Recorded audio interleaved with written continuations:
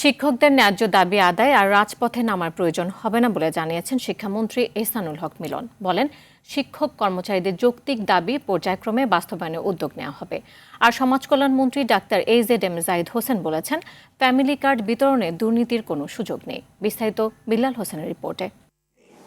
কিন্তু একটা জানার বিষয় ছিল, সচিবালয়ে শিক্ষক কর্মচারী ঐক্যজোটের সঙ্গে মতবিনিময় সভার আয়োজন করে শিক্ষা মন্ত্রণালয়। সভায় শিক্ষক কর্মচারীরা তাদের দাবি দাওয়া তুলে ধরেন।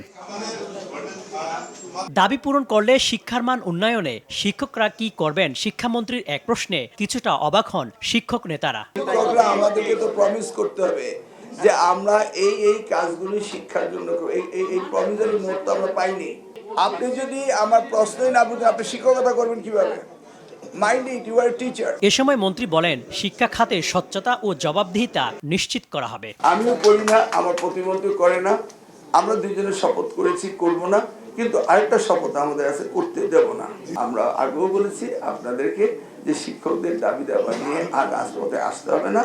এই শিক্ষা মন্ত্রণালয়কে সবচেয়ে বেশি প্রায়োরিটি দিচ্ছেন। এদিকে নিজ দপ্তরের সমাজকল্যাণ মন্ত্রী AZM জাহিদ হোসেন বলেন, নির্বাচনের ইশতেহার অনুযায়ী ফ্যামিলি কার্ড বিতরণে কোনো দুর্নীতির সুযোগ থাকবে না। ফ্যামিলি কার্ডের মধ্যে এটা এমন একটি কার্ড হবে, গ্রেট ইন ফিউচার, এটা আজকে না, ইন ফিউচার, যেইটা আপনাকে সমস্ত ডেটা দিয়ে দিবে। অনুমোদন হওয়ার সাথে সাথেই আমাদের একদম ফিল্ড লেভেলে, গ্রাসরুট লেভেলে, গ্রাউন্ড লেভেলে, কারণ আমাদের NID হাতে আছে, জাস্ট চেক বেক করা।